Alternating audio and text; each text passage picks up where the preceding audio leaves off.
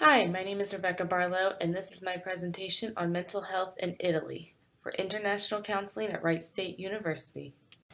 Much like America, Italy changed their ways in 1978 with the new act called the Law 180 Act that drastically changed how people with mental disabilities were treated, as well as permanently closing all asylums.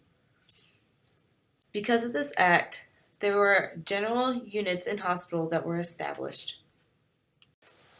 Since the Law 180 Act, there has been many changes to Italy to help people with a mental disease. Some of these services include outpatient and inpatient care, residential and semi-residential units, hospitals with separate psychiatric units, and private facilities. However, in Italy, there are only 1.7 acute beds per 10,000 residents, which is lower than the national average in Europe. Italy is home to over 56 million residents. In Italy, all 56 million residents get health coverage both physically and mentally under the National Health Organization. With this organization, it also covers most medications needed for mental health. Italy has several resources available, but two popular ones are day centers and Zero Project. Day centers provide vocational training, help establish and maintain social ties, and provide assistance in finding jobs. Zero Project takes on some of the most severe cases of mental illness, but still provides all human rights, from the right to work, the right to independent living, and the right to community inclusion. There are different facilities that provide different services. Some require 24 other carers, while others remain in a group home setting, all receiving the same benefits and funding from vocational services to education. Some popular therapies in Italy include behaviorist and cognitive behaviorist therapy, cognitive therapy and brief cognitive therapy, gestalt therapy and psychoanalysis, psychodrama, and rational emotive therapy.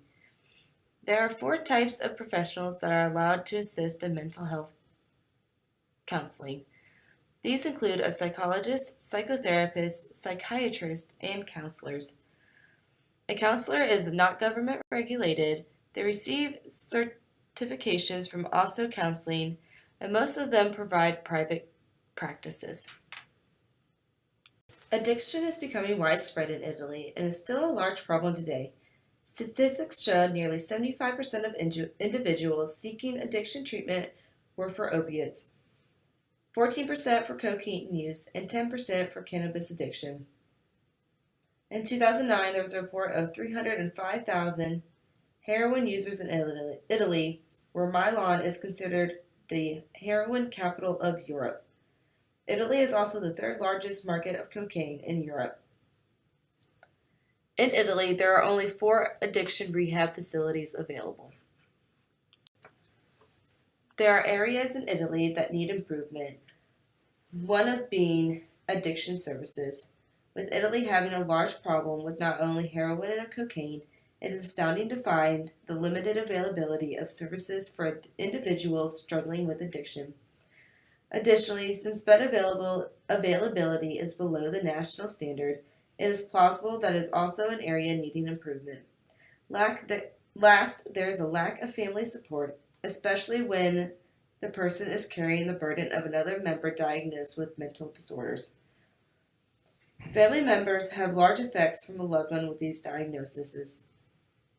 Reports show that 97% of family members report feeling at loss, 83% frequently felt depressed or cried often, and 73% started neglecting hobbies, yet only 8% received structured intervention. Additionally, in Italy, another area that needs improvement is the regulation and education requirements for counselors. While psychologists, psychiatrists, and psychotherapists require internships and degrees, counselors do not. Italy is far from perfect when it comes to the mental well-being of their citizens, but it is rare to find a country that is. Since the Reform Act of 1978, it is clear the many strides made to improve individuals' quality of life. Impressively, their health care not only supports physical well-being, but mental well-being as well with full coverage on most mental health related items. However, several improvements still need to be made to ensure safe and effective mental health treatment.